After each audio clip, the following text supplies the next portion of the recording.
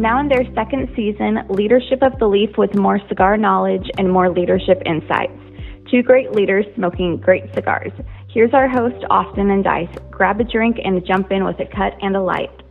All right, welcome everyone to another episode of Leadership of the Leaf. My name is Dice. And I'm Austin.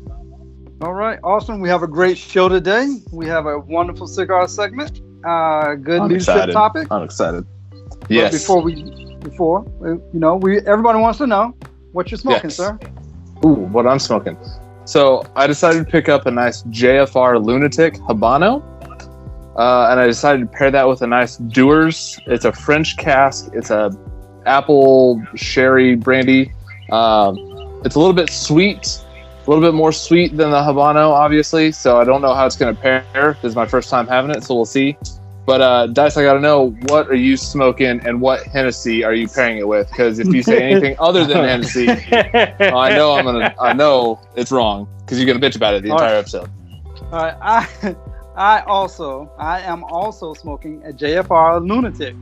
But mine is going to be different than yours. This motherfucker was 8 by 70, no, 5.5 by 80, 5.5 by 70. Final answer.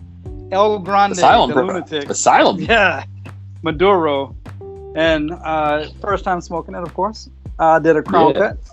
And I am pairing it with a VSOP because we have a very special guest with us today. I thought you were going to say very special old person, but yeah, all right. I don't think he's quite old. So I'm feeling it. I know, right? All right, I'd like to introduce everyone to a friend of mine that I have met throughout my cigar journey since I moved to Vegas. My friend, his name is Chaz. Chaz, how are you doing, sir? Hey guys, thanks for having me, man. Excited to be here. Tonight I'm smoking AJ Fernandez New World, one of those Nicaraguan puros. You know, that box press too? Yes, sir. Nice box press. I love me a good box press. AJ Fernandez. I don't think I've ever been disappointed by AJ Fernandez. No, I feel like his stuff's pretty consistent. I've been enjoying a lot of it lately, for sure. Nice. All right. Well, that was an introduction of our cigar segment. Our leadership segment, which we'll get into later, is how does a leader measure success? Ooh. Now, I like to measure using a ruler. Yeah, you would say that. I like using a ring gauge. How about that? Ooh, there you go. That's even better. Money in the bank, dollar bill. Smooth. Shorty, what you drink? All right, Chaz, if you don't mind, throughout your journey, your cigar journey, how did you begin your cigar journey? You know what? It was a funny story, man. So when I moved out, I'm originally from California.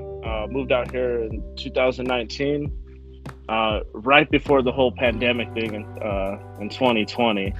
So I got to see Vegas a little bit of what it was, or a piece of what it used to be. And I was looking for a job. I mean, I was desperate. I'm not gonna lie, I used to smoke cigarettes. I was a pretty big pothead growing up, I would say, not gonna lie. It's just I grew up in California. It was like in your backyard. Hey, that's the thing to do, man. I'm not gonna lie, it's just how it was growing up. So to smoke a cigar was always interesting. But I was looking for a job, and there was the tobacco leaf out here in Las Vegas who was hiring. I applied, and they asked me straight up, "You ever had a cigar before?" I was straight honest with them. I told them, never smoked in my life, never had a cigar. And they let me leave the interview right there. That was the last I heard of them. They were like, yeah, this guy. So 2 days later, Will, the owner of Tobacco Leaf, gave me a call. Yeah.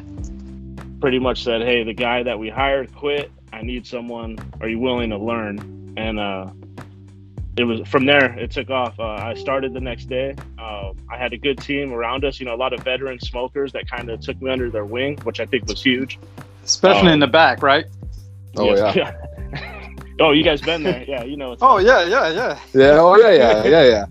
Yeah. So there's a couple of guys there that actually kind of helped me out there and gave me some credit. But even the employees, there was a guy, his name was Joe. He used to work for Will a few years ago, and he showed me quite a bit. He was like, hey, even if you don't like this type of cigar, try it so you have the knowledge of it. And if someone else likes it, you can kind of see why they, or have the view of why they like it, and maybe pair them with something similar. So that's where I got started, man, with Will at Tobacco Leaf. Nice. And that's when I first met you.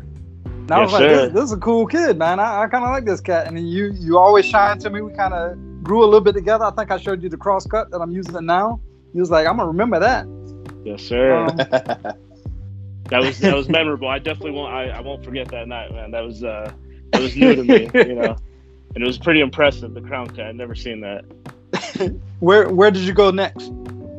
So, Will, you know, we got through the COVID period. We were doing a bunch of deliveries throughout that time, and I went for 2 years with Will, and unfortunately, he started closing some of his stores. Yeah. At that time, yeah, you remember that? Yeah.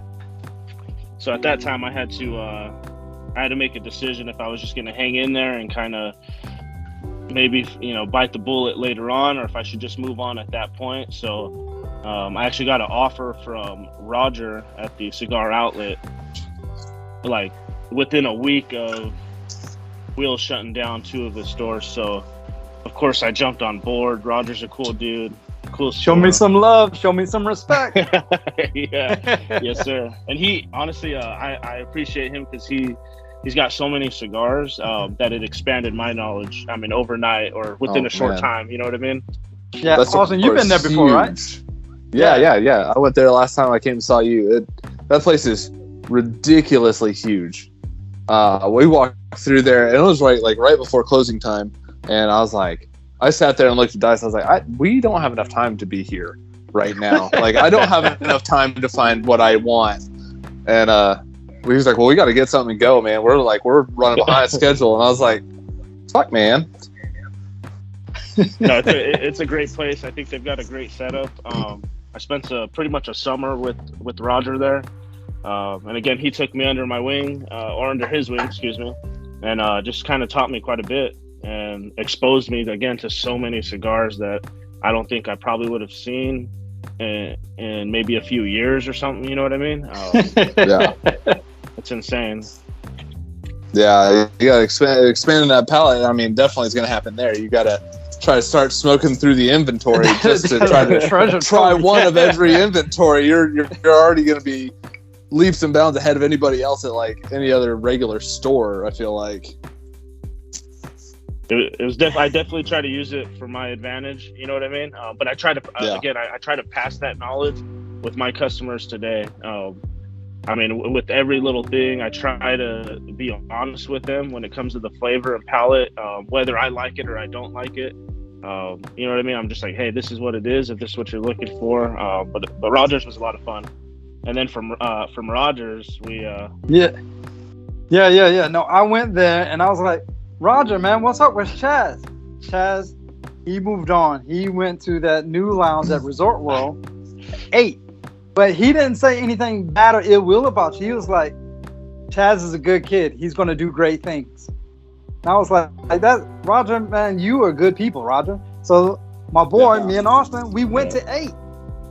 We went to 8, and I asked, I was like, hey, is Chaz working? It was like, Chaz isn't working till later tonight, or I can't remember exactly what it said, but yeah, we was checking for you, homie. I know, when I listened to the episode, I was like, wait, this guy's been to 8? Like, damn, when was it? When was it? You know?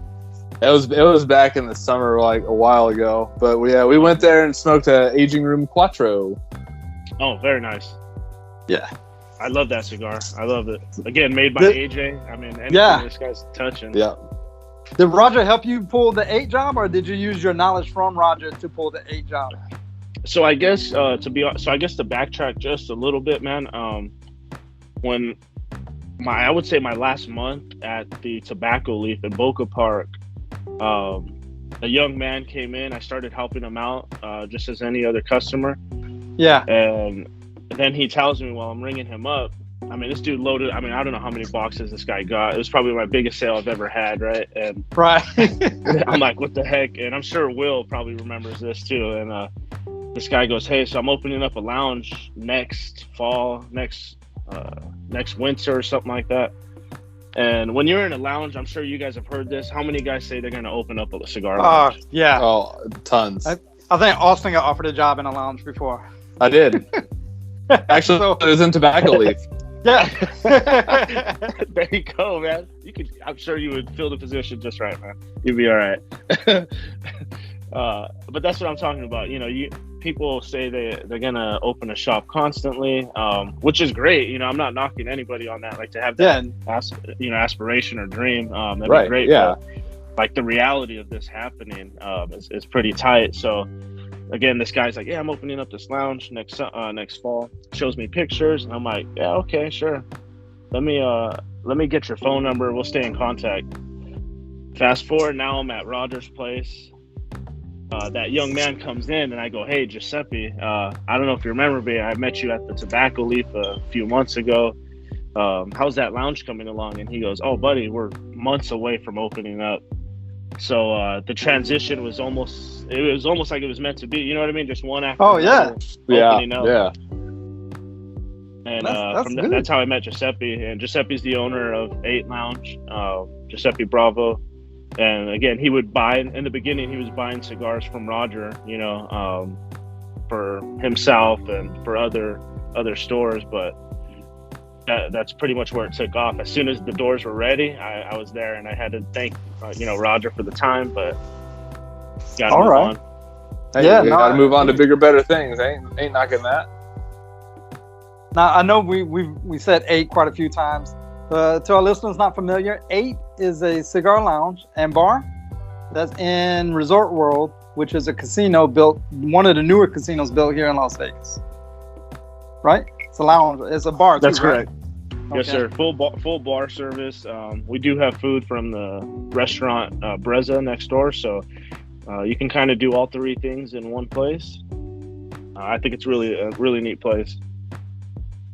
Man, I got a picture of Dice when me and Dice were there, and he's sitting all the way back in one of those big armchairs, and dude, his feet weren't even like touching the ground. It looks like a little kid. I was dying. Some of those chairs are for sure a little extra large, oversized. Bro, I'm 6'2", and I sat all the way back, and my feet weren't even touching the ground. And I just looked over at Dice. I was like, "Do that. Sit all the way back." He goes, "I don't want to." I was like, "Do it." I think those are. We should put those in a special category. Maybe when the basketball players or something. Somebody. She checked my ID like 3 or 4 times. No, I'm kidding. Yeah. That's funny, man. No, it was a great time. We had a blast. Wish you would have been there, but it was definitely fun. But no, I've been with 8 since day one. Last year when they opened, or going on year 2 now, in November. So it's been a fun ride, pretty interesting. Working on the Las Vegas Strip for sure. I've never worked on the Strip before, so it's a beast out there. I'll tell you guys that. I'm sure. So, what's your favorite thing about working in like the cigar industry? You know what? For sure, it's going to be the camaraderie, the culture. I grew up playing a lot of sports. I was on a lot of teams. You know what I mean? So, being around a group of guys that just, I guess, are hanging out. You know what I mean? Especially smoking cigars. It's a fun culture to be around. Most of the guys are pretty friendly, and it's a great place to network. Again, I couldn't tell you how many jobs led. Or I've gotten just from meeting different people at lounges and whatnot. So. That's super dope. And it was random. I never thought I'd get into cigars. I used to sit behind I had a county job in Monterey County, sitting behind a desk doing paperwork, and respect to those people doing that. But I was a little too talkative. I was pretty much the class clown in there. So, and, the state doesn't really like that, Yeah, so. No, I get that one. Well, that's their loss. Yeah, it is what it is. It's all good. Working at 8, how many celebrities would you say come through the door? I would say, it's unlimited. To put it that way, it is any given night, any given moment, somebody who's who will walk in there. But I think the greatest thing about it is that it's not only for, the celebrities and whatnot, but obviously the locals can come in. But we do get a lot of celebrities, athletes, the ball players. But any given night, some people don't even believe that the lockers that we sell there are like lockers for Michael Jordan, Mark Davis. Some people go, "Oh, that's fake," and I'm like, "No, that's their names are on there, locker. right?" Yes, sir. Yeah, they got the names on there, so people can check it out. But a lot of times they wonder if it's real, and then next thing you know, that person walks right in, goes into their locker, and they go, "Oh wow, this." Oh shit! This guy's not He's lying, like, "Excuse me, you're in the way of my locker." Yeah, kind of helps my credibility. There you go. But it's fun. It's definitely a lot of fun meeting some of these people. Nice. So, what would you say the biggest celebrity has been, at least in your eyes? I mean, sports celebrities, movie celebrities, they're all different, varying levels of fame, but like the biggest one in your eyes. Man, that's huge. I would say it's got to be Michael Jordan, the GOAT. Oh, Oof. I would. so Yeah. you was actually there when MJ came through, huh? So I was there, but I was a fly on the wall. I wasn't doing any selling. I wasn't trying to show him anything new cigars. I wasn't there yet. You know what I mean? And that's respect to Jordan. He knows what he likes, and he's got his own guy that actually brings his smoke. So Wow. I'm sure. There's nothing I could do to convince this guy to try to smoke what I'm smoking, if you would. Yeah. He's always got those like Lanceros, man. That's like all he smokes. That's it. That's all he smokes.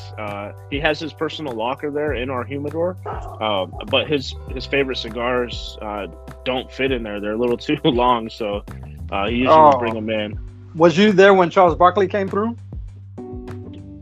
Yes, sir. That Charles Barkley, great, pretty cool dude. That guy, at least I said what's up. You know what I mean? And that's enough for me. Yeah. Yeah. I'm like, hey, what's up, boss? He's my favorite basketball player. So I was like, I did see him in the Cigar Aficionado magazine or whatever. I was like, I wonder if he was there. So yeah, I feel good. Feel good now. Yeah, next time he's there, I'll definitely reach out to you, man, because during the summer league that they have out here in Las Vegas, it's definitely a pretty popular spot for these guys. But again, you never know who's going to come through that door. So any given night. Man, please reach out. Yeah, that'd be dope. I do got to say though, I have a lot of fun with Marshawn Lynch, Beast Mode. He's one of our members. He's a regular, right? He is a regular, and I definitely would say he's one of the favorite members. He's even been a bartender for us. And it's turned out to be quite an event. That you guys definitely both of you need to come for that. I'll definitely let you guys know ahead of time. Yeah, I'd fly in for that one. Yeah, I got to say the Beast Mode family, they're a nice group of people to party with. That's for sure. That's what's up. Yeah. Like it. If you had to select like a demographics of people coming in, would you say it's more older, more younger, or is it really just an even mix? You know what? I do believe that it is getting younger. Honestly, I feel like it's getting younger. I see it daily. I've seen it over the last couple years. Even when a few years ago with Tobacco Leaf, I would get a lot of younger dudes. We're talking 21 to 25, right? Kind of maybe having their first cigar, starting to get involved, starting to gain that interest in it. Of course, there's always going to be the OGs. You know what I mean? The vets. Right. There's more vets than there is, anybody. So, but I do see it kind of being getting into the younger demographic, especially with like the flavored cigars, especially with the vapes and all that going on. Hate to mention that, but yeah. But it's just a fact. It's a fact, right? It is a fact. I get a lot of customers that'll say, "Hey, I'm vaping. What do you got for me?" And that's my opportunity to get a new cigar smoker for us. You know what I mean? Yeah. And most of the time, here's an acid. Yeah. Bingo. Bingo, man. Here's the sweet cap acid. There you go. Yep, that's exactly what we do, man. And sometimes they're up for a traditional cigar. Sometimes, they're ready for it, and we'll get them on their way. But yeah, it's most of the time it'll be an acid or a Java. They've heard of things like that before, but I do give them that, a little info. I give them a little info. I say, hey, start working on that next type of cigar, something traditional. But if that's what you want to stay on, do your thing. Yeah. So I definitely know a Deadwood. Yeah. Yeah, there you go. Deadwood too. Yep. Know that struggle. Because I was there. That was me at one point. I want to say just about any new smoker, they're going to be there at some point, because if you was to give someone, we talked about it before, you give someone something like an Ep13 or a C, was it Creo? Oh yeah. Yeah, something that's going to knock the socks off, they'll probably turn away from it, right? Yeah, don't give them a pledge. Like, hey, here's an EPC That's pledge. Like, yeah. Like, yeah, here's a T52, and send you on your way. Yeah, no, that'd be bad. Padron anniversary, here you go.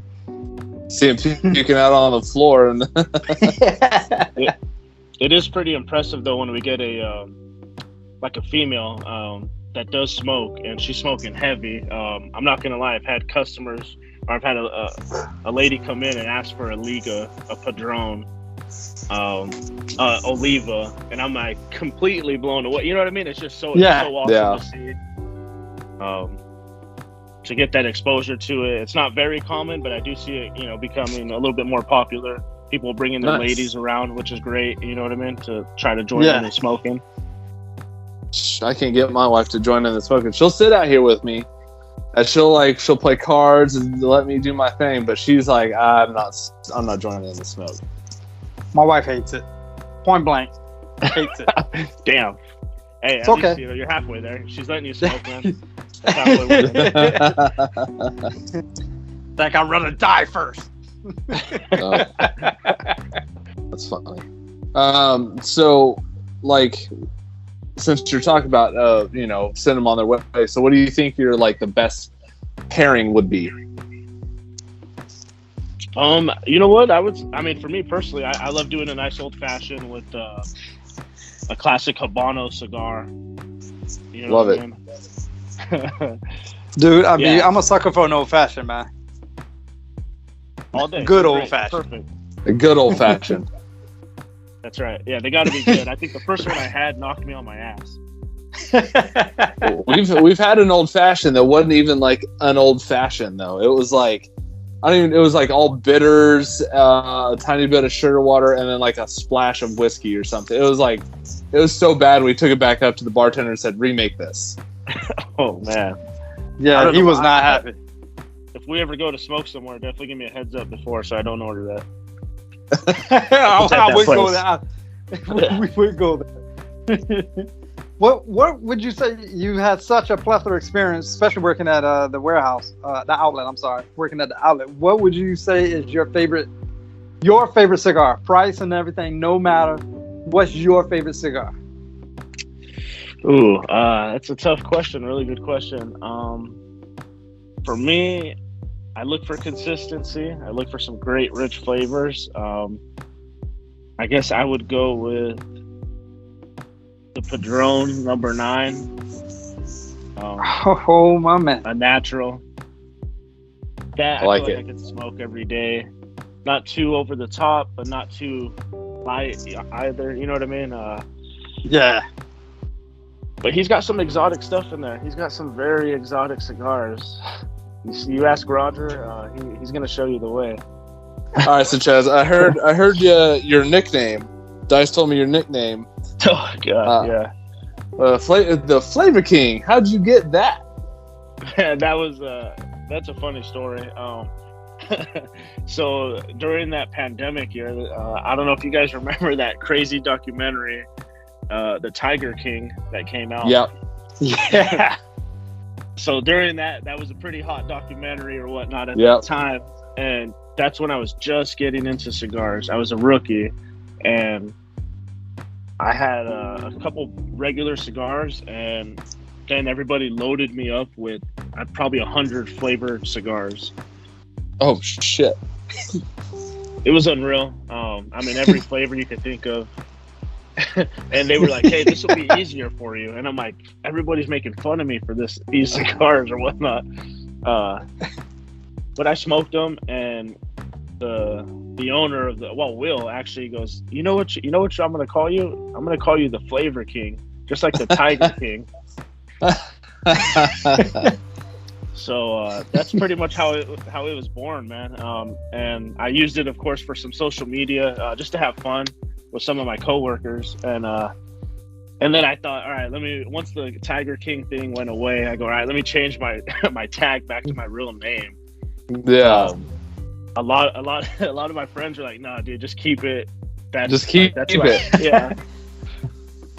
And I tried. Might as well, man. Yeah, I kept it, and some people, they hear that and they go, oh, this guy must be a flavored cigars. What does he know? But that was my rookie time, and I'm gonna keep the name. Just a little. There you go. Yeah, football players, they always get their nicknames. Usually in their rookie season or their sophomore season or whatever, and it sticks with them through their entire career. That's true, man. That's true. I like that. When I first read the Flavor King, man, my thought process didn't go to flavored cigars. My thought process was, this guy can smoke a cigar and he can pick out the flavor profile of a cigar. That's the way I lean towards it. So I think it still works, my friend. Yeah. Well, man, I appreciate that big time. For real, that means a lot. I think it can apply today for sure. I think I used that today. You know what I mean? But that's just to help others, man. It's not even just for me. Someone taught me all this at one point. But now I'm having a lot of fun with it, pulling out flavors. Definitely at that stage where we're taking off bands and we're like, hey, smoke this, let's see what it is, right? Yeah, right. And I think that's a fun part to be at. Oh hell yeah! Once you get that palate developed, you do those blind taste tests. Like you take a Davidoff and then you take like a Camacho or something. And you're like, which one's which? Have fun. Good luck. See is it worth the price? Is it not? Exactly. That's exactly how it's done, man. And I think any real smoker, should do that at some point or get to that point. I'm sure you guys been doing that for a minute now. How long have you guys been smoking, by the way? I know this might sound a little. I've been green ass. 1995. 94, 95-ish, that's when I started, but I didn't really get into premium cigars until about 2000. That's when I was like, yeah, premium cigars only. Like, I'm done with the Swisher Sweets and Black and Milds and Garcia Vegas. I grew up, so. Okay, right. Yeah. So I started on the gas station cigars 2008-ish or earlier, and then I really started getting into premium stuff probably 2012 or so, 2011, somewhere in there. Dice really took me under his wing. It's like, why don't you try this stuff and grow up a little bit? Isn't that cool though? How it ends up working out? Because I'm sure you've done that for some of your other friends, right? Where you go, hey, this is your turn now to grow up or change out your profile. Mm-hmm. I was going to say, how many times, how often has someone found out that you was a cigar guy and they're like, oh, I was interested in cigars. Oh, well, let me help you out, my friend. All the time. And that's the beauty of it. Sometimes, though, it is a little weird because I don't know it all. You know what I mean? I'm not saying I do. Yeah. It's a forever learning game. Oh, yeah. It's a lifelong learning process. We're the same way. We don't know it all. Hell no. Nah. Yeah. Right. So it's but on the daily though, I will get people that either have more knowledge than myself and may want to share that. Sometimes it's rough, but I don't know. It's just kind of a thing. Part of the culture, I guess. You know what I mean? Like you're the new guy, so. Yeah, that happens. There's like, well, I had to figure it out the hard way. You got to figure it out the hard way. Like, come on, man. Like just share the knowledge. Like it makes everybody better. A rising tide raises all ships. Like let's do this together. You know. Couldn't have said that more better, man. That's exactly what it is. That's exactly. Let's put this to the test. Let's segue this. So, Jazz, my man, are you in your first third of your cigar yet? I sure am. Actually, I need to do a relight. Unfortunately. Right. Yeah, you get to talking. It's easy to let it go. Right. That's for sure. But once you get a relit, if you don't mind, sir, what's your flavor profile for that first third? Yeah, so the first third, I'm getting a lot of earthiness, a lot of smokiness, if you would, that flavor, and it's got some good pepper notes, which I like, and that's why it's one of the more bolder Maduros I think around, at least for my palate, and it's pretty tasty right now, consistent, burning really nice. All right, Smells phenomenal. That's also a bonus, right? I hate fighting a cigar. Yeah. Yeah, fighting a cigar is terrible, man. But it's part of the game. It's part of the game. You smoke enough, and then right. get some. All right, Austin, how about you? What's your first third, sir? So I'm getting cedar, earth, and just a light touch of almost, I can't tell if it's like a red pepper or like a black pepper on the back end. You went a little deeper in it because I'm getting spicy. I'm definitely getting earth, but I'm also getting hints of coffee and nut. But yours went with a Maduro though, whereas mine's a Habano. That's true. And mine's also fat as fuck. Fuck yeah, mine's a 4 3/4 by 52. By the way. Those lunatics, man, that's some size. Yeah. Well, I mean, I didn't go asylum. I was like, I wanted something that was gonna last. So the guy kind of pointed him out. I was like, okay, I get it. That's crazy. I get it. I like it. I had a customer that's all they smoke, lunatics. Anything 7 by 70. Is he a bigger guy? Yeah. Okay. Yeah. For me, I feel like Boss Hog over here, man. Like the little guy with the cigar, Yeah, it's funny, man. I'll get some youngsters coming in and getting the cigar, and they want the biggest cigar that's ever made, and I'm going, that's not the way, guys. You're not trying to nobody's impressed by that. Yeah, nobody. If you kept it around though, if you just like, hey, here's the Woody, be like, here you go, here's the Woody, the biggest cigar, here's the Woody, or the egg, like the Drew Estate egg or whatever. Be like, here you go, have fun with it, bud. Just to fuck with them. I've actually smoked those Drew Estate eggs a couple times. I smoked the Maduro and the natural. I shouldn't say, but yeah, I won't have it again. Okay, we'll just say that. It was just for Easter. Yeah, it's a nice celebration cigar. Right, Chaz. Before we let you go, my friend, here's an industry question for you. I know you only been an 8 for a few, and I know you've been in the industry for just a little bit. How do you see the cigar industry moving forward?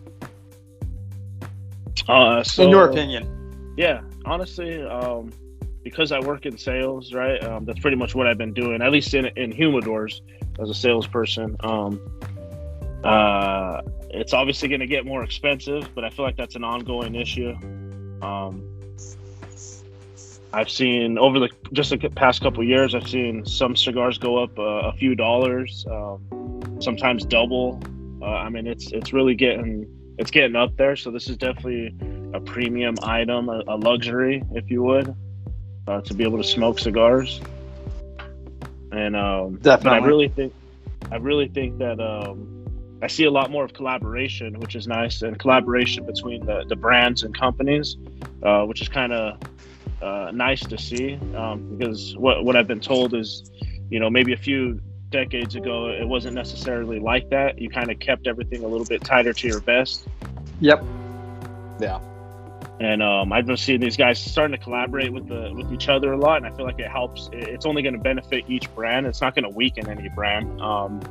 So I think it's very cool to see that, you know, these brands coming together, making cigars with each other, showing each other, you know, how they can you know, work together, create something new for the you know, customers like us.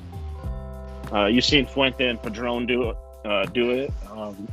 You see AJ do it. Yeah. So it's a lot of fun, and it's as long as we keep supporting our local shops and trying to do that, it's gonna give us a place to smoke and be good to go for, you know, some more time. Yeah, I see Roger. I don't want to say regularly, but I do see Roger quite often. Let's say it that way. I won't say regular because I don't go every day or every week, but if I'm in the area, I'm definitely stopping by to say what's up to Roger, show him some love and respect. I would come to 8 a lot more, but my pocket's got to be a little bigger for that. That's definitely a celebration to go to 8. No, they got those strip prices. I totally, yeah. You know what? I mean, honestly, it is strip prices. But the nice thing about the 8 Lounge is you can always bring your own cigars. There's going to be no cut fees. No one's going to look at you sideways if you're bringing in your own cigar. I usually bring in my own cigars myself when I'm in there. So if that makes anybody, you know, make it a little bit easier. That does make it easier because I had no idea. I thought you would have to purchase that. No, and you know, of course, that's what we all assume, right? There's nothing wrong with that. But yeah, no cut fees or nothing like that. So if anything, enjoy the atmosphere. I'm sure you probably get a drink, get a nice. Oh, the drinks are amazing. $20. Yeah, it was worth it though. It was worth it. Oh yeah. You know, but it's good having everybody there, honestly. And hopefully, I'm there next time you guys want to stop by or anything, and I'll give you guys a little VIP treatment. Oh yeah, we'll hit you up before we head over. Make sure you're there. Yeah, that'd be great, man. Anytime. All right, Chaz, my friend. Austin, you have any more questions? No, not that I think of. I think we had a great conversation. I learned a lot. Yeah, man. Chaz, I greatly appreciate you coming on. I would definitely look forward to seeing you at 8. I look forward to, maybe we can get you on the show again sometime. This has been great, my friend. No, thank you guys. This is a lot of fun. Love listening to the show, so I'm going to keep supporting, and I'll tell any other of my cigar friends and cigar smokers to kind of join and, you know, see what's going on. It's just like being in a lounge, like I told you guys. It's just like saying that. It's like I'm with you guys, you know.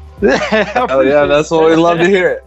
Yep. I didn't even need the Skype. It was like being there. You know what I mean? Perfect. All right, we're going to take a quick little break, come back, talk about our second, third, and we're going to jump in some leadership right after this break.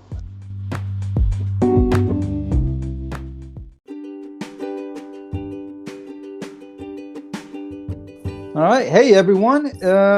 Thanks for listening to Leadership of the Leaf. I'm just letting you know, if you want to see what kind of cigars that myself, Dice, and Austin, what we're smoking on each episode, check out our Instagram on Leadership of the Leaf. All one word. At Leadership of the Leaf. And please, leave us a comment. Send us a message with what other questions or what you guys are smoking on. Maybe you guys have some suggestions for us that we'd love to give it a shot. At Leadership of the Leaf on Instagram.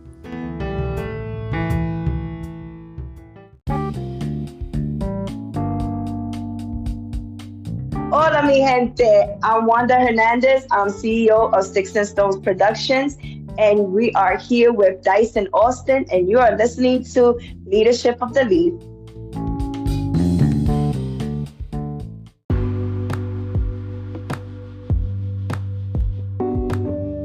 Well, welcome back to Leadership of the Leaf. We've been talking with Chaz, the Flavor King. And before we took a break, we got to learn a little bit about him and his cigar journey, where he sees the cigar industry kind of going. But now I need to know, Chaz, where's your cigar going? You in your second, third?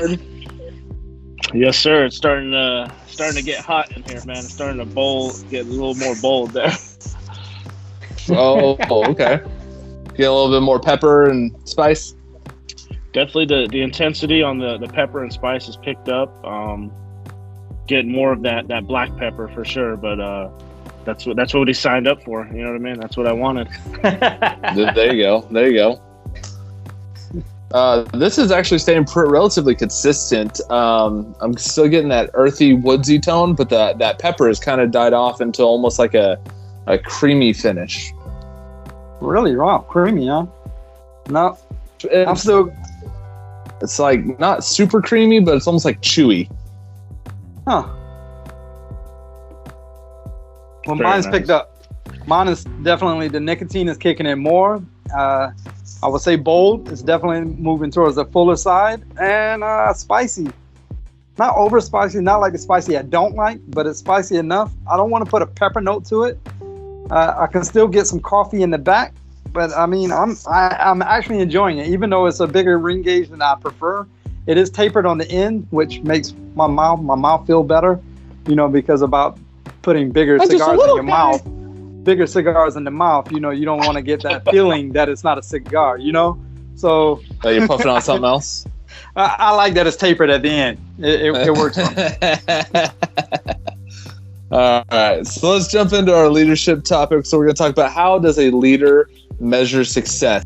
Leadership, I mean, it's a team effort. At the end of the day, no matter where you're at, who it is, or what it is, any great leader has a great team behind them, and the team has respect throughout, if you would.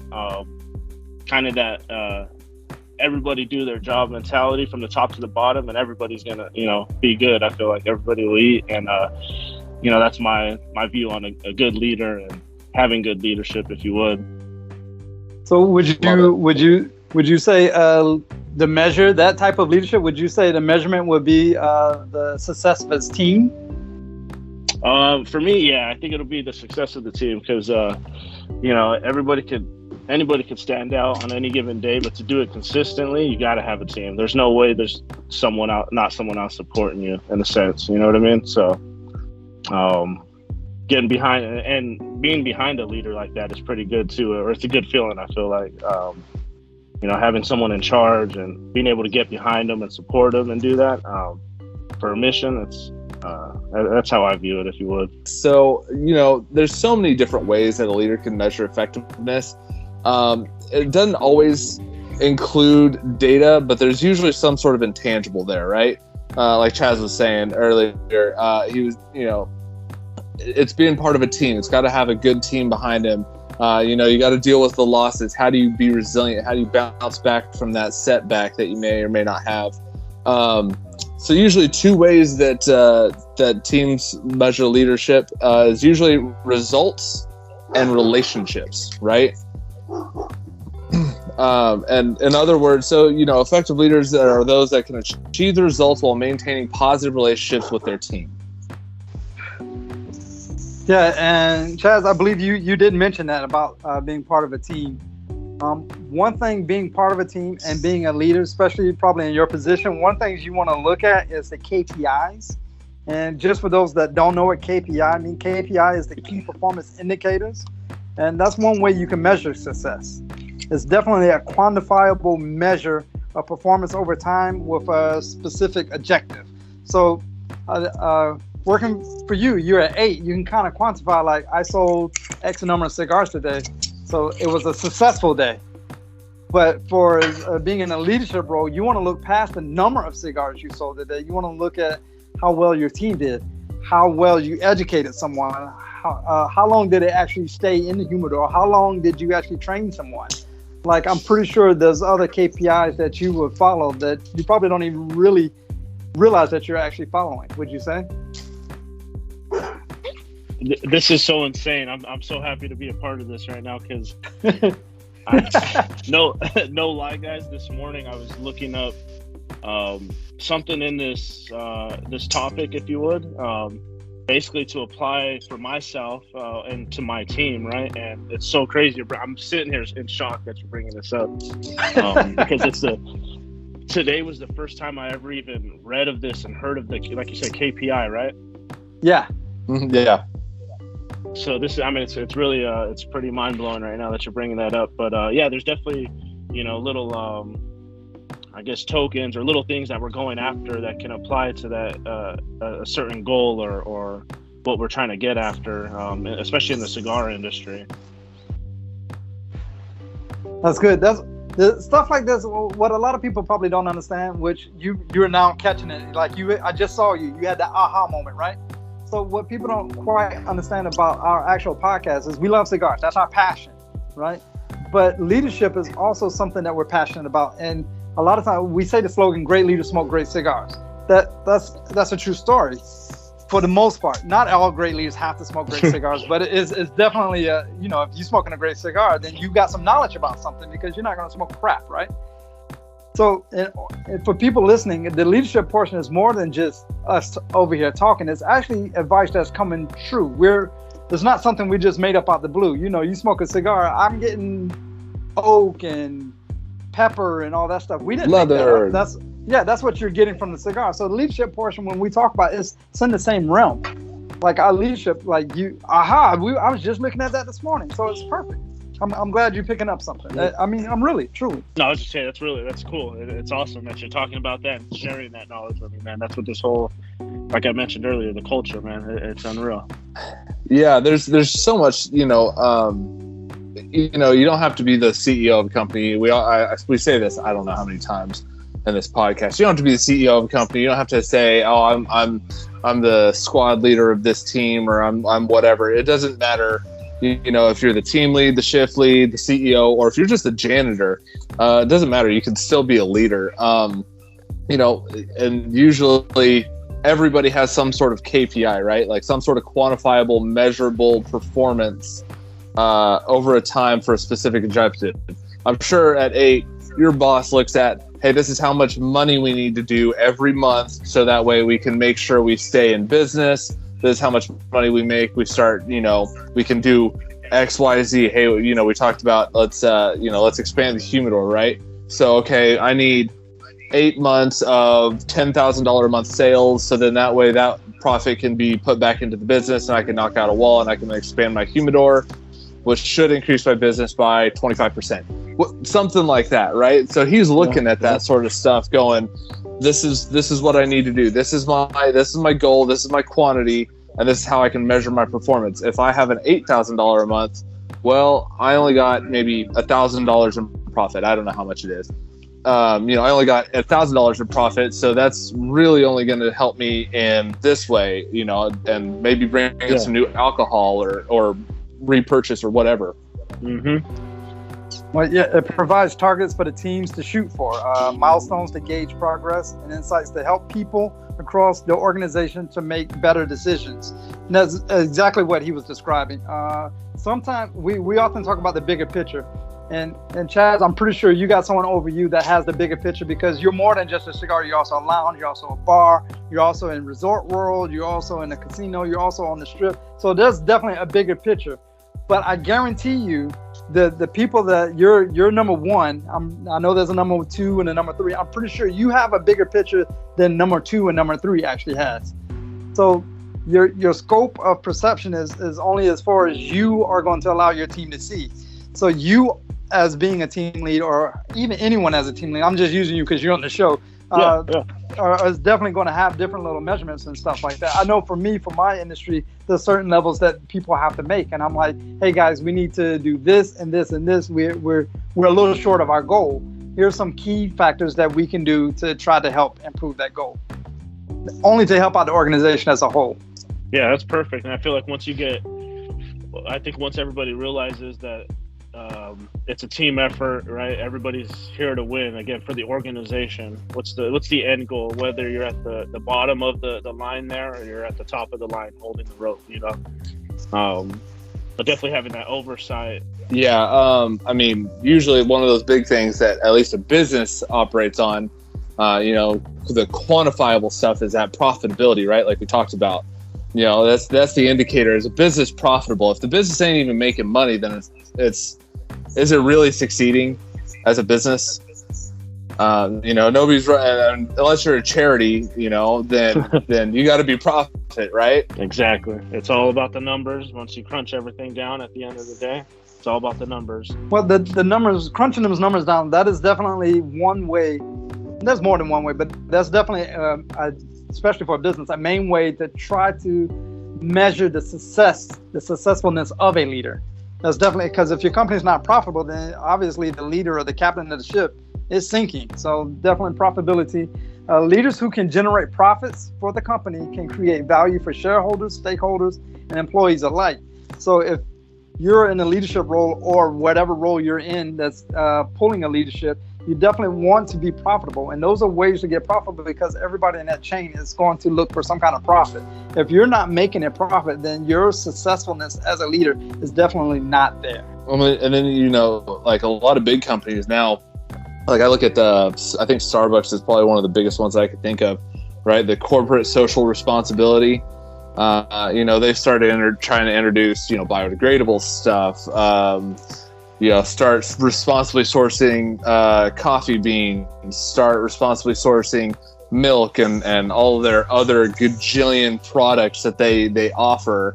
You know, so they try to take that on, and they help create value, whether it's perceived value or actual value for the consumer. They take that value and they create that positive work environment.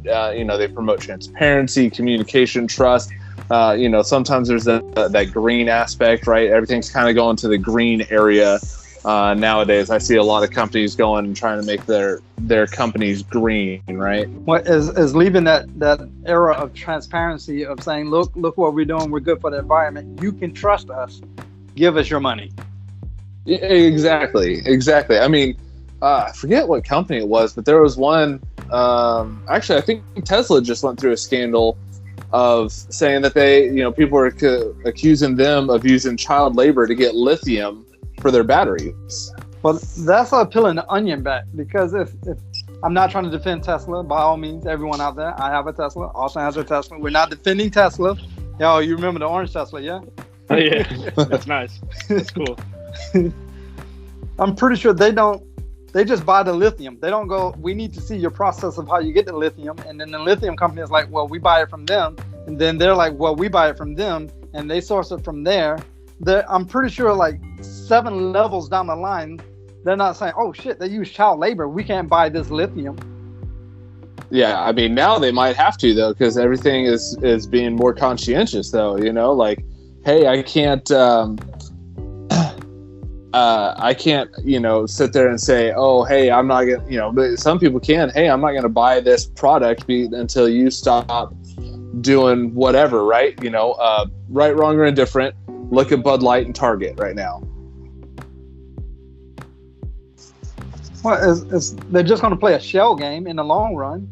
100%, but I'm just saying, like, you look at the social pressure is what I'm saying. You look at the social pressure and look at their stock prices. Their stock prices have dipped, and all because of whatever advertising company that they kind of, you know, the advertising campaign that they went with.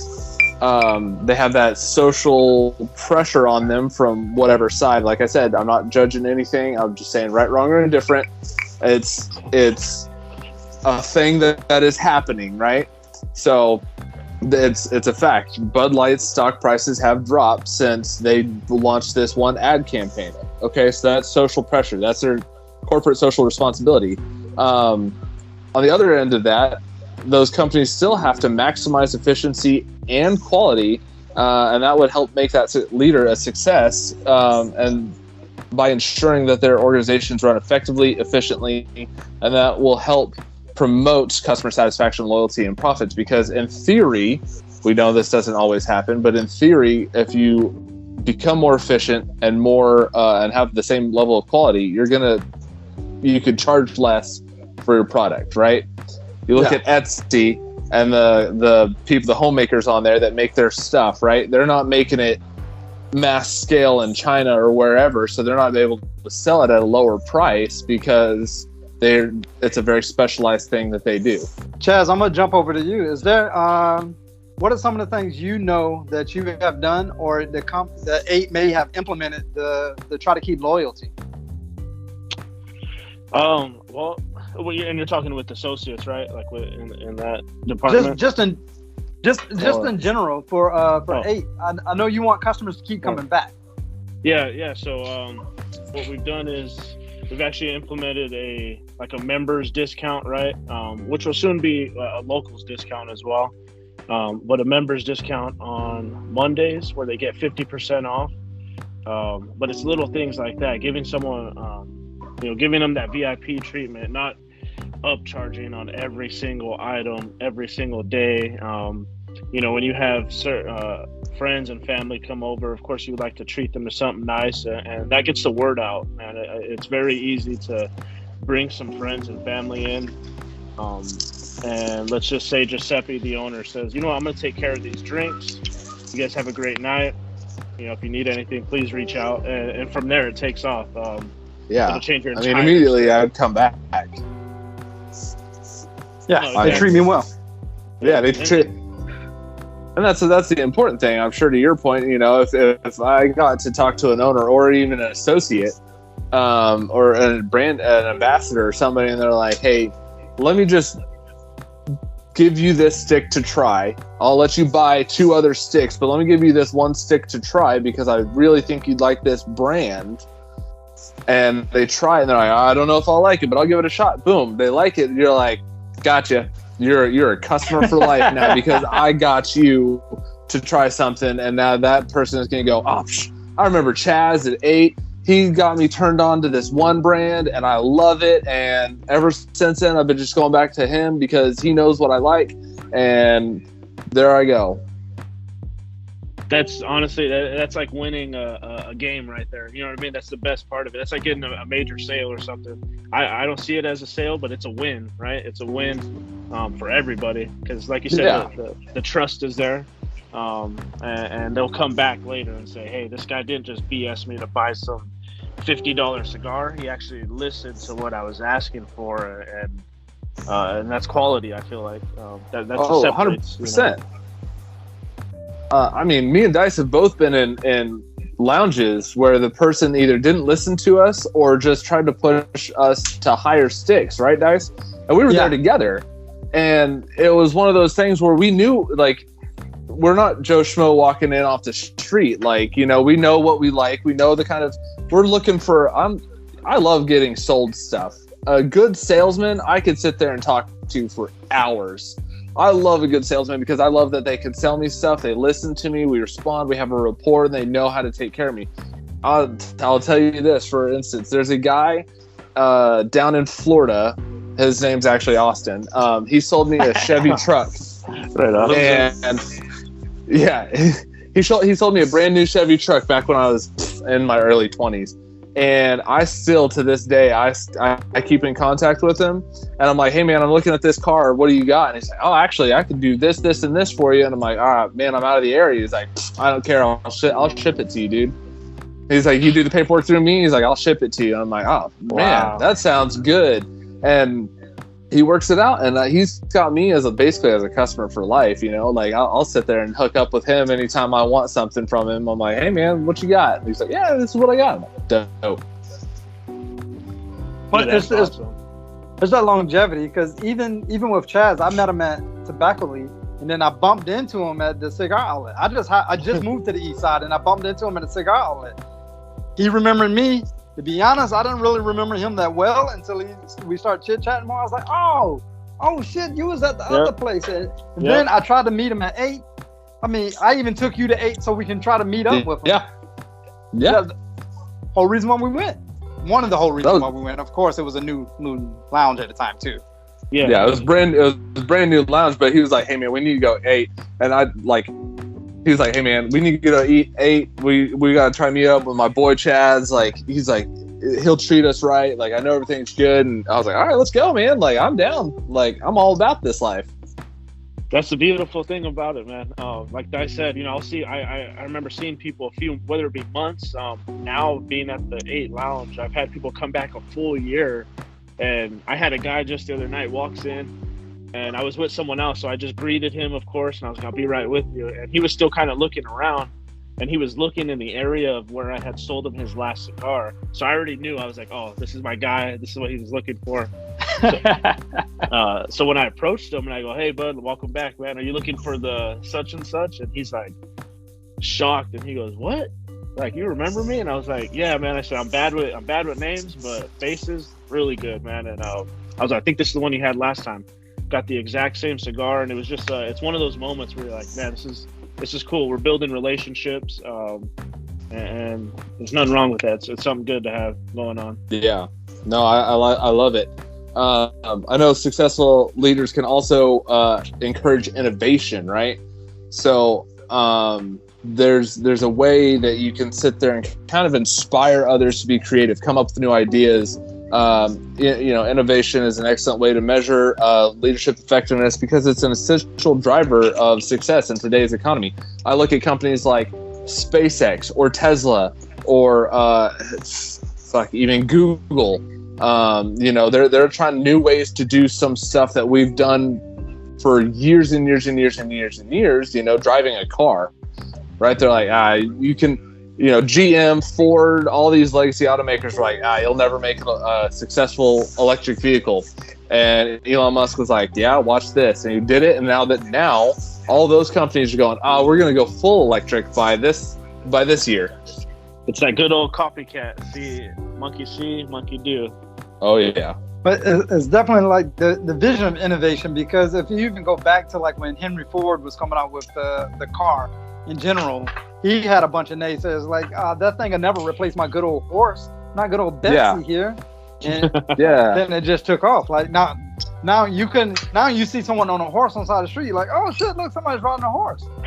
Not like, oh shit, everybody's in cars. Nobody looks at it that way. So now when you see someone driving with their hands free, you're like, oh, that guy, he's driving one of those new fancy Teslas that drive itself. Look at the innovation. Yeah, it's super, super important to keep that in mind, innovate. Another way, leaders can measure success is by looking at brand perception and loyalty, right? If I say great value, people are going to be like, that's, whatever. I go for that for the cheapest thing. But then I say something like, I don't know, Clear Eyes, right? There's an Equate version, a Great Value version, and the Clear Eyes, the name brand shit, right? And that's just like off the top of my head. And you immediately go, ooh, Clear Eyes is better, but I'm going to pay for it, right? You look at cigars, Camacho and Davidoff, right? Or Swisher Sweets. You got Swisher Sweets that, you're not going to pay that much for it. It's a cigar. It's a machine rolled cigar. It's not that great. It's a gas station cigar. You go to Camacho, it's still a step up. You can go to AJ Fernandez or Alec Bradley or something like that, and then you can go all the way up to like a Davidoff, and you're like, oh man, that brand, I like that brand. Padron has a huge loyalty cult following. Oh yeah, I'm pretty sure you know that, right? It's unreal. Whenever I see anybody going to the Padron section and they're already picking them up, I kind of just I watch and I just let them do their thing, because there's almost no turning them to something else. It's very hard. Yeah. I've met guys. I was smoking in Alabama. I went to a lounge up there, and I was talking with the guy. I was talking with the gentleman behind the counter, and me and him were having a great conversation. It was wonderful. He didn't know a whole lot about the cigar aspect. He was relatively new, but somebody walked in and was like, "Oh yeah, I'm looking for the Padron brand." He's like, "Oh, well, what about I think you tried to sell him like a Plasencia or something like that." And the guy's like, "No, did you not hear me? I want Padron." I was like, all right. Like, that's that part that you're like, why are we being so mad? Why are we so angry, right? Yeah, exactly. Like, what are you mad? He's just trying to like let you branch out. No, I want a Padron. All right, dude. Happens all the time. I get that with the Cuban cigars as well, man. It's hard. Yeah. I get a lot of customers where they're foreign, right? So they're used to having Cubans on the shelf like it's nothing. Right. And boy, do I get ripped. I get dragged through the mud sometimes, and sometimes I just sit there and I'm laughing in my head, to hear some people go point at. Let's say you point at Padron. And you go, this is a shit cigar. And I'm going, geez, like that's rough. Wow. You know what I mean? Like, yeah. That's pretty disrespectful, man. There's a lot of heritage and culture in that brand, so it's just one of those. Yeah. I mean, that brand loyalty. I mean, if you've got an effective marketing company, right? Then you can sit there and be like, hey, I'm going to keep this going. Maybe you have a bad year, an off year, right? Padron is not the end all be all, right? I know we keep picking on Padron. They just have the easiest one to pick on because their followers are cult. But like if they had a bad year, right? They're still, the Padron smokers are still going to smoke Padron. They're not going to go to a Placencia. They're not going to go to an Alec Bradley or an AJ Fernandez or a JC Newman. Undercrown. They're definitely not going to Undercrown. They're not going to an Undercrown for sure. Like, so they're going to be like, I want a Padron. And you're like, but this is a bad year. Like, the crop was just bad. I don't know what to tell you. And they're like, I don't care. All right, sure. Yep. And they're willing to pay the price for it. So another metric is productivity, right? So meeting the growth metrics, return on investment targets. A successful leader should measure themselves on meeting those goals. And if they don't meet them, they need to take a deeper dive into uncover those issues and the reasons why they're not meeting those things. Usually it's something along the lines of maybe they had a bad year. Maybe the crop was bad if it's cigars. Maybe there was a manufacturing slowdown. Maybe one of their star workers was out sick and he ended up being like a single point of failure, like a linchpin guy. And you're like, oh, I can't have one guy be out and take down my entire production line. Like, that's just unacceptable. Well, it's also to the aspect of your team, because I hate to say the whole cliche, you're only as strong as the weakest person on your team. So if Chaz, if you're over there and you're selling a guy to Patron or talking to him and whatever have you, then your second one is over and someone isn't in a Padron level, they're on the Undercrown level, and they're like, okay, they're all for it. And then you have this other guy over here that's like, you don't want to smoke any of these cigars. You don't want to smoke cigars. Cigars are bad for your health. Like, like that guy, okay, he's messing with my productivity. I can't produce widgets with this guy over here, right? Yeah, get him out. Let's say, get him out. Yeah, let's say you can't kick him out, right? You have to educate, you have to train, you have to, motivate, whatever you need to do to that person, because as being a leader, you don't want to just get rid of your team as you see fit. Of course, we'll have another episode on that later. But you also want to try to give people the benefit of the doubt. It's like, maybe you just wasn't educated enough. Let me pull you to the side for a second. Let me teach you a few things. Let me show you a few tricks. You know, it's funny. I had a guy that worked at me at one of my stores, and he loved to vape. He did not smoke cigars, and we brought him on board to kind of bring him under our wing and get him there, right? Would not smoke anything. I mean, we gave him some of the best cigars around, in our opinion. Would not smoke them, but would love to vape. And I was like, listen, man, we're in a cigar shop. I love you. I want you to be here, but for the brand, it's bad for the brand for sure. And you can vape, do your thing. No one's gonna stop you. No one's even mad at you for that. But maybe keep it in an area where it's not displayed. People thinking this is a vape shop. You know what I mean? I'll be honest. Immediately, if I go into a store and I see the ambassador or the associate or whatever, and they're vaping behind the counter, or they come into the humidor and they start vaping, I'm done. I'm walking out.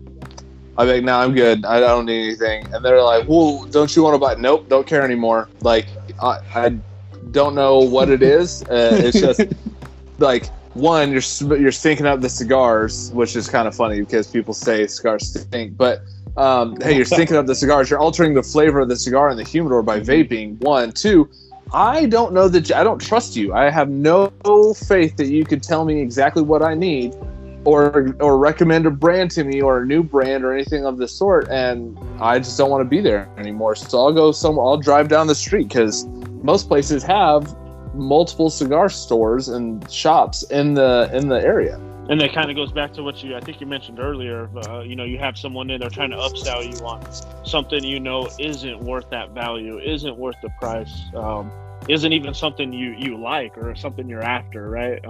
Right. So being on point, having your team knowledgeable, having a whole team on the same page, kind of ties into that. I know for us, I think I've done it with you, or you've done it before, but I know we will go into a place and sometimes we'll ask a simple, like a question we already any cigar smoker of almost any time frame, if you smoke that cigar for at least a week or so, you should be able to answer very simple questions.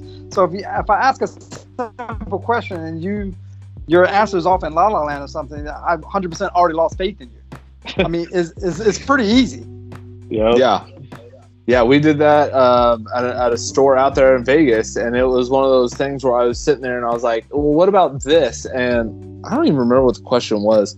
I think I asked for a brand. And it was Sin Compromiso. Oh yeah, it was the Steve Saka brand. So I was like, hey, do you guys have anything with Steve Saka, a Dunbarton tobacco? And he goes, I don't know. I don't think so. We don't even that's not even a brand that we carry. I said, oh, really? Because I've gotten it here before.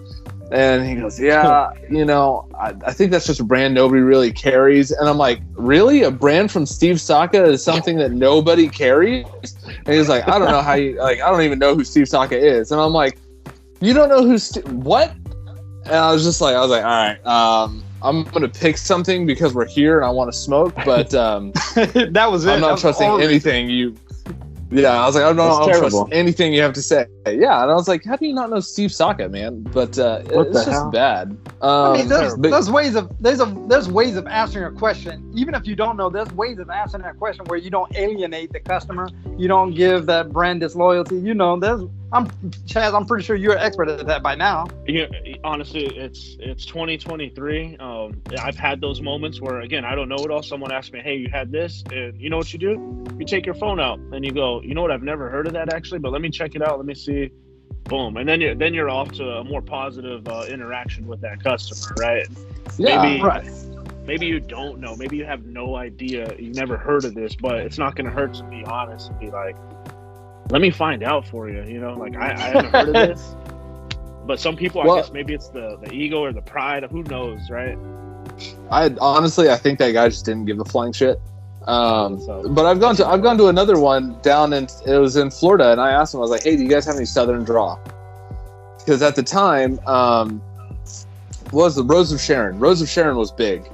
And I was like, hey, do you guys have any Rose of Sharon or Jacob's Ladder? And they're like, what are you talking about? And I was like, from Southern Draw. And then they're like, I've never heard of that. I'm like, oh, really? It's a veteran-owned company, like, da-da-da. And they're like, oh, okay. And they're like, well, let me look into it. They looked into it.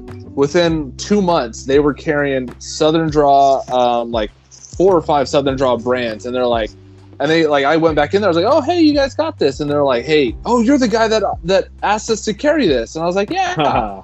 And they're like, dude, our owner wants to talk to you. And I was like, all right, cool. So I talked to the owner, and he goes, thank you for putting this on my shelf because I had no idea about it. He goes, but this has been one of our biggest sellers. We've been able to turn people onto this, and it's been great. And I'm like, hell yeah, man. This is one of my favorite brands. So that's cool as shit. And that made me want to go back there and keep supporting that little brick and mortar. Just something as simple as that, right? Is a huge thing to, I think, support the entire culture. Every shop, you get the right people in there that are open to that, right? And just honest, you're gonna get that. You're gonna get the support, and you should be positive. I feel like. Yeah, I mean, if you can measure the attitudes among the workforce, usually a great leader kind of has one foot on the top of the skyscraper to keep a lookout on what's coming on the horizon, and the other one in the trenches to see actually what's going on down on the ground. Because if you're just up in your gilded tower and you're just making decisions in a vacuum and you have no idea what the trenches are actually saying, you're not going to survive. There's nothing I hate more than a leader that's in the ivory towers that's looking down on his people, his peasants, and they really don't have a clue to where the rubber meets the road. I don't know. The ice machine is broke, and we're not selling as many old fashions as we would like to. We need to sell more old fashions, but the ice machine is broke, and they have no clue because they haven't kept their ear to the street. They haven't kept their foot in the trenches. They really don't know where the rubber meets the road. So to be an effective leader, and also to be a successful one, you have to be an effective one. You have to kind of play both sides. You have to stay in your hierarchy where you are, but you also got to pay attention to the janitor. Maybe he needs a new broom. You don't know because you're in your ivory tower not paying attention to a janitor. Why isn't his place clean? His broom is broken. No one bought him a new broom yet. He's sleeping with 3 bristles or some shit, and he'd be like, how is this place not clean? I'm doing my best, boss. What do you want? I put in a requisition for the last 3 quarters. What do you want from me? That actually happened to me. That happened. I went out and I was like, why are you taking like 2 hours to clean this pool? Like for the company, he was cleaning the pool, and he showed me his brush. His bristles was like less than an inch. He showed me the old one, and then when he finally got the new one, because I said something, he showed me the difference between them. It was like night and day. I'm like, Jesus Christ, where was the leadership when your brush was like shit right now? It took me to come out to say this. Dude, I was so upset that day. I don't think you understand. I'm sure Chaz, I'm sure Chaz has been like, hey, we need to. I've been getting a lot of requests for whatever brand X, and you go up to your boss, and you're like, hey, I think we should carry brand X, since I'm getting at least 8 to 10 to more requests a day just for that brand. And he's like, nah, fuck that. We're gonna keep doing what we always do. You're gonna start losing customers. Real fast. Not only that, you're gonna lose faith in your leadership. Really fast. It's happened. I've seen it happen. I've been a part of it, unfortunately. At least on one end of it, and it's tough. You know what I mean? Everybody kind of loses faith, and it's that communication. Communication is so key. Like you said, you got to have someone in the trenches, right, with their foot on the ground, with knowing what's going on. Honestly, I got a lot of love for some of the reps, right, with some of these companies. I gotta give them some respect, because not all of their reps for some of these major companies are coming in and asking those. For me, I think they're the vital questions, right? Like, what's moving, what's sitting, what's the word, and like any other feedback, right? I'll be honest, guys, there's only a couple of people, reps, and we're talking hundreds of cigars, right? Like dozens of brands. There's only a handful of them that are actually pushing that, which I think show their brand, the success shows on it. And you guys would know what brands they are right off if I were to mention them, but you guys probably haven't. I guarantee it. Yeah. I mean, that leads to high employee satisfaction rates. That leads to higher retention rates. That leads to less turnover. Increased productivity. If your boss is listening to you, then it's automatically you're going to go, hey, I know that when I say something, I'm going to get listened to. And that's huge for a lot of people, because if they have an idea, the innovation idea, actually, hey, what if we, instead of, we pushing brands, what if we did this instead? Or what if we, kind of did this, and this? Would that make it better? Would that make it worse? And the boss is like, I don't know, let's try it out and see what happens. You're going to go, all right, I got listened to. All right, I feel good about my life. Let's see if my idea works. And then you're going to have more buy-in, because you're the one who came up with the idea. Or you and your team of associates came up with the idea and pushed it up to the boss. The boss is like, that's a great idea. Let's go. So huge right there, right? Getting that support is huge. Oh, yeah. That's great. Well, another aspect of a successful leader, they prioritize emotional and physical safety. They clearly communicate to their employees they are valued and their well-being is a priority. This creates a strong foundation upon which indicates a successful leader. So, saying that, there's been many times where someone has had something going on in their life that isn't associated with actually the organization. Maybe little Timmy's going through a divorce. Maybe Billy Bob's brother passed away and it's been hard on everyone. Maybe it's something as simple as someone's dog just passed away. If you being a leader, you just like, I don't give a fuck what's going on in your life right now. You need to produce how many ever widgets a day or you're fired.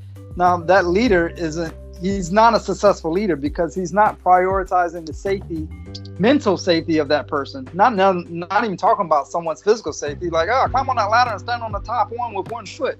No leader, a successful leader, would never ask one of their underlings or subordinates to do something so silly and frivolous. Yeah, it just doesn't make sense.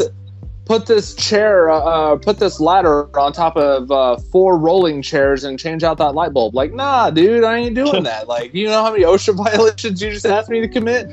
Like, not okay. Get it done. Yeah, or for feeling under the weather, have that be like, hey, I'm not coming in. I'm not feeling well, boss. To be like, hey, yeah, you're good. We got the coverage, no question. Get better, feel better, come back when you're all good. That's small things, huge. Well, it's funny because I saw a Tickety Talk, and it was like somebody recovering from a toxic boss, right? And they're like, the boss was like, their new boss was like, why did you just send me a doctor's note? They're like, oh, well, I was sick last week, and I wanted to prove that I was sick, so here's the doctor's note. They're like, no, I don't give a shit that if you were sick, you were sick. I just want you to focus on getting better, Like, I don't need a doctor's note for you to sit there and prove that, hey, you were sick. Like, that's just stupid, trivial bullshit, Like, but if you say, hey, I trust you and you're sick, then, like, okay, cool. That goes back to surrounding yourself with a circle of bosses and making sure you have the right people in place that you can trust to sit there and make yourself productive and make your company successful. Big time. That's all it's about. Small things. The culture. It's always small things. Yeah. I'm a firm believer in you take care of the small things, the big things would be no problem. Yeah, big things will end up working themselves out a lot of the time. But yeah, usually when customers are happy with the products and the services they receive, it's a sign that a leader is doing something right. It's also a good indication that employees are treated well and motivated to do their best to work. Because again, Chaz, if you're not feeling right, like if you're sick and you sell a little bit less or something because you're just not there, you got a head cold, you can't think straight or something like that, and you're just kind of like droning through work, you're not going to be near as productive. But if your boss, your boss sees that and says, hey, are you okay? And you're like, man, I got a head cold, like I don't feel good, I'm in a daze, and then he's like, all right, go home, get better. Versus the boss that goes, are you okay? And you're like, yeah, I feel like I'm in a daze, I got a head cold, and they're like, I don't give a shit, like push more product. Yeah, it happened recently. Actually, I was down with a cold a while back, and I think everybody knew I was taking a few days off already, and I had the GM call me on day 2. It was his day off as well, and he's just like, hey bud, just want to check with you, I want to see how you're feeling, if you need anything, and that was huge, man. I'll never forget that. So when shit hits the fan, you go to town for that person. Yeah. I mean, that's the small things, it's those friends who at 2 a.m. come pull you out of a ditch, you're like, those are my peoples. Right? When you got a boss that calls you on their day off and says, hey man, I'm just checking in. How are you doing? Are you okay? And you're like, well, actually, I've been kind of stressed. I'm doing this. Like, all right, cool. I feel like I may have overloaded you, so I was checking in. Good to know. Let's see if I can't, transfer one of these other projects that's maybe less important off of your plate onto somebody else. Yeah, sure thing, boss. Like, all right, cool. Like, boom. That's all it takes. Hey, I took 3 less important tasks off my plate and transfer them to maybe somebody else or 3 other associates, and now you have less to worry about. You're already going, I feel so much better. Major relief, right? Major relief. Yeah, exactly. Being a leader, as we spoke before, keeping one foot on the skyscraper and then one foot in the trenches, it boils down to customer service, making your customers happy. So if I'm sick at work and I'm sneezing and I'm coughing and I'm constantly wiping my nose, dealing with cigars, a customer sees that. A customer's going to be like, I'm a little off. So now your productivity is going slow because you're scaring customers away. Customers is what bring in the profitability, which overall is your productivity. And if you're like sick like that and your boss is one of those dictators that's like, I don't care, you're going to produce this number of widgets regardless, then that shows a weak leader or not a successful leader, not an effective leader. So a leadership that actually has his pulse everywhere, he's going to pay attention, be like, hey, Austin, I know you're feeling kind of sick today. You've been sneezing. I want you to get better. Not only do I want you to get better, I don't want you to get the rest of my team sick. Not only do I not want you to get the rest of the team sick, you're actually kind of scaring away the customers. When you're scaring away the customers, our profits are dropping. Like, this is just all around bad. I care about you, buddy. I do, but you're also messing with my money. So it's also twofold. Like, you can show that I actually care about the profitability of this company, but I also care about you. You're one of my star players. I need you better. So whatever you need to do, go home, drink a Henny, nightcap, old fashioned, whatever you need to do. Drink some Pedialyte. I don't give a shit. Whatever you got to do. Hop on one foot up and down the stairs. I don't give a shit. Whatever you got to do to get feeling better, go get feeling better.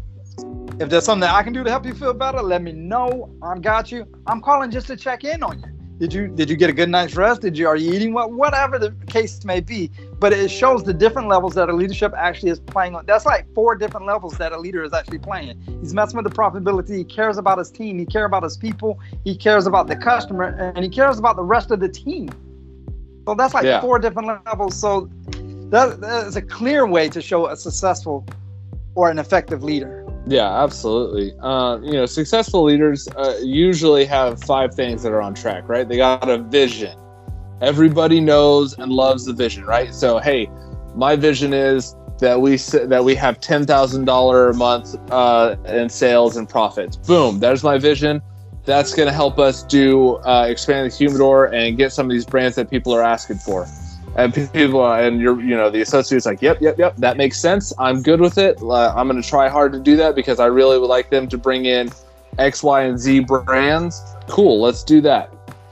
Alignment. So all activities feed each other. Like Dice was saying, hey, I'm going to take care of my people that are sick. I'm going to make sure that they're taken care of because that way when they're taken care of, they take care of the customer, they take care of the organization, they take care of my profits. Boom, everything's in alignment. Core values is a huge thing, right? Written core values. Hey, I need every associate to have integrity, service, and excellence. Boom. All right, cool. I can deal with all 3. If you have those 3 things, we're going to be a successful organization, right? Something like that. Number 4 is a 90-day execution plan. Hey, in the next 12 weeks, if we can get these things done, here's what my plan is, and then everybody understands it. It aligns. It goes with the core values. We're good to go. And then, of course, you publish the weekly numbers. Hey, here's our marketing numbers. Here's our sales numbers. Here's our operations numbers. Here's how many customers are coming through the door on a weekly basis. Bing, bang, boom. And this is how we're going to make this all happen. Once you get all of that into alignment and make sure it all aligns with your core values, it supports your vision and you're a successful organization. Which then drops back to the first 2 that we mentioned at the very beginning of this whole thing: results and relationships. And that's the key that a lot of people, I think a lot of people, leaders in certain aspects, they lose out on the relationships. They only care about the productivity. They care about the numbers. And it's not a bad thing to have a numbers-driven guy on your team. Like, that's not a bad thing to have. But if you don't have that other side to take care of your people, I'm sure, Chaz, you probably had bosses that are pure numbers guys. Hopefully they had somebody to balance them out and say, hey, I'll take care of the numbers if you take care of the people. Yeah, actually, I remember in a different job, I was working as a property manager, and there was pretty much the good cop, bad cop, right? You would go the bosses, right? You would know who to come with your numbers and everything correct, right? Like they didn't mess around. But then you also knew who to go to for like the regular life stuff, if you would, or if there's an incident, an issue with a resident. There's different people in charge to kind of play those roles, but they both have that same responsibility with the same goal at the end of the day, on one page. Yeah, and a lot of times, it's hard to get both of those in one person.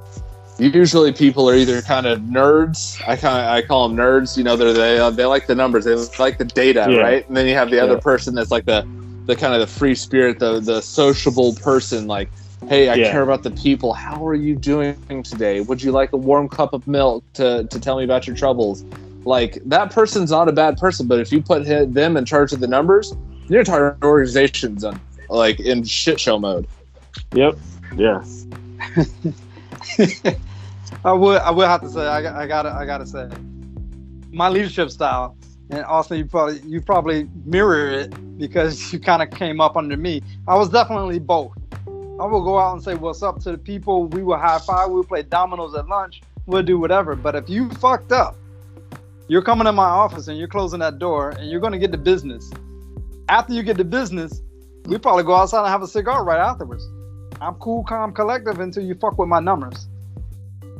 I could testify to that personally because I fucked up one time and Dice pulled me into his office. I shut the door. Wait a minute. He gave one time. Fuck off. But I got the business. And it was on a Friday too, and I got reamed up one side and down the other, and I knew that I fucked up. So I was like, "There's nothing I could say." I had no legs to stand on. I was like, "Yep, I fucked up. Got it, understood." That night, I went over to Dice's house, and we sat there with his wife and his kid. We played dominoes and Phase 10 and smoked cigars out on his patio. That same night, like as soon as that door opened, it was Dice as normal, like me and him cool and everything else, but he was like, I gotta let you know that you fucked up. I gotta correct you. And I'm like, I got it. Like, got it. But are we still hanging out tonight? He's like, yeah. I'm like, all right, dope. Like it was such a night and day difference. And I've had people do the same thing with me. I've given an ash chewing to somebody. And it goes back to the associate and the leader too, because the associate's got to be able to differentiate between the two, I think. But like I've given somebody the business, and then they're like, then they saw me at the bar and they didn't want anything to do with me, and I was like, hey man, I was like there's no hard feeling. Like I'm not mad at you still from earlier today. I just had to let you know you fucked up, and this is how you fucked up. I was like, but we're still cool. Like you're still my boy. You're still whatever. Like let's do tomorrow's a new day. Let's go. Learn and move the fuck on. I remember growing up, man. I used to have when we would get. I mean, this is from elementary school through high school. All my classes. I remember seeing who my teacher was for the next year and being like, damn, that's a strict ass teacher, right? Yeah. But as I got older, I realized those were the teachers I learned the most from, and I ended up being the most coolest with at the end of the year, which I never saw, right? It was just a part of growing up, I feel like, but same thing applies now in work, right? I've met some bosses where I'm like, fuck, they come off as tough or whatever, or they're all business, but then they show that side where they're like, hey, I'm compassionate, we're humans, but like this is business too. Like we have something we have to get done, and it's not personal, never personal. No, right. No, and that's the thing that you got to take into consideration. Well, a successful leader, effective leader, will be able to demonstrate that. Will be able to show that. Will be able to not only just talk about it, they can live it. Like actions speak louder than words. Like anybody can say whatever they want, but at the end of the day, I got your back no matter what. You're my peoples. You're my circle of bosses. You are my team. Nobody's gonna fuck with my team, but I'm gonna fuck with you. Yeah. Yep. And I've had to do that to my people. My people sat there and we kicked ass for 3 weeks straight, and I knew that I was riding them hard. And I gave them at the end of the 3 weeks, I was like, hey, let's have like I cooked burgers for them. I brought in pizza for them, and I was like, hey guys, I really appreciate you guys. Turned out that they fucked one task up, and it was caught by somebody else. So after that, like after I gave them all the kudos, I pulled them all in and ripped every single's ass in that entire room. And I let them have it. And I was like, all the good shit that you guys just did got wiped the fuck out right now. I said, I still love you guys to death. You guys are my people. Yep. You guys do move mountains for me I'm your boss. Y'all move mountains for me, make me look good. I make y'all look good. It's great. But now all of that shit just went down the tubes. So now we got to start over from scratch. Yep. I was like, but you guys still kicked ass. And I know that I was riding you guys hard, and they were all like, okay, yeah, we get it. Sorry. And I'm like, no, it's like, it's good. You're sorry. You should be. You fucked up, but I still love you. And those things are going to happen. Those things, you got to be real with them. Yeah. Everyone's human. Everyone's human. Yeah. I get it. Like, no, there was no love lost, nothing like that. But it was one of those things and the guy even came, like the individuals who ended up fucking the task up, they came up and they were like, hey, we're really sorry, boss. And I was like, I know you're sorry. I was like, otherwise we wouldn't be having this conversation. Chaz, I got an important question for you. Yo, what's up? What is your final third flavor profile?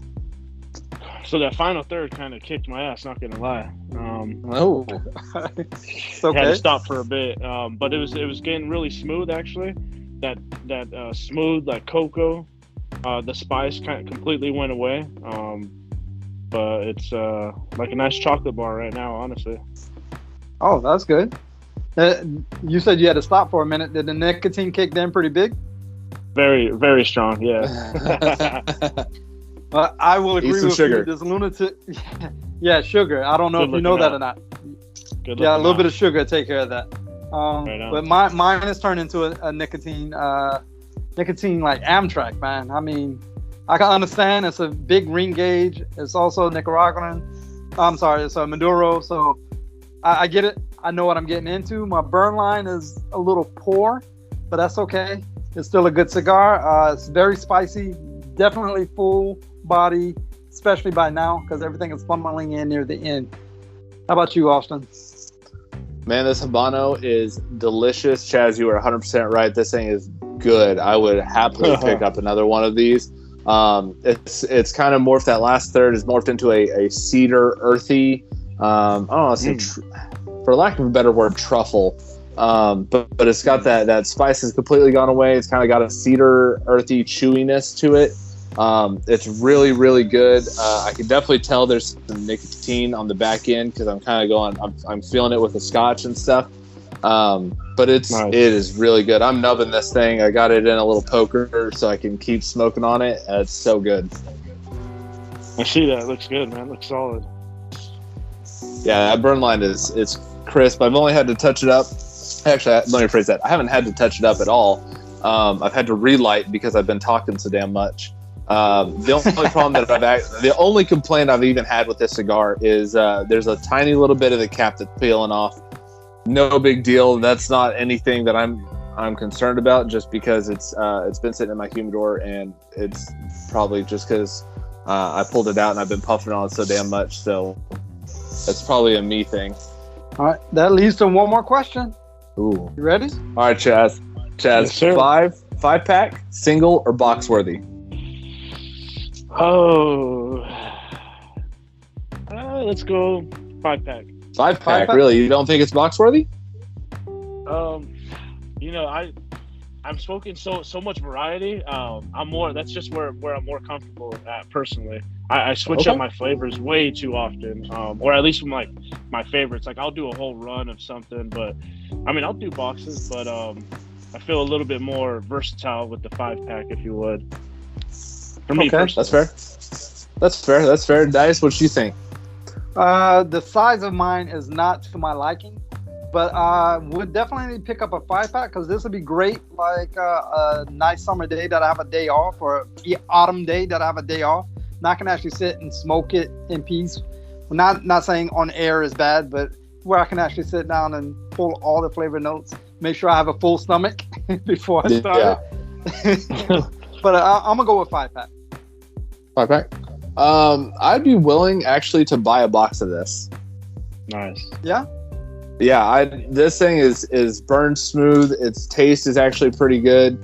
It's really good. It's right up my alley with the flavor notes. I could see, if I had a box of this sitting in the humidor. I'm not saying that I wouldn't rotate, but if I had a box of this at the right price, I would not be upset with this. All right. I think it's an underrated smoke for sure. Oh, well, maybe I need to pick up one or two. Dice, I would recommend it. This is right up your alley, dude. All right, I hear you. All right. For this episode, for our cigar topic, we had our wonderful Mr. Flavor King, Chaz, join us for our cigar topic. And for our leadership portion, we was talking about how does a leader measure success, aka the effectiveness of leadership. And I have to say, Chaz's inputs was great. Our show, I believe it was a phenomenal show. I thoroughly enjoyed it. Chaz, thanks again so much for coming on. All your insights was definitely spot on everything. Hopefully you enjoyed your time on the show. Thanks for sitting here smoking with us and enjoying and adding to the conversation. It's always nice to have another person to talk to other than that fuck.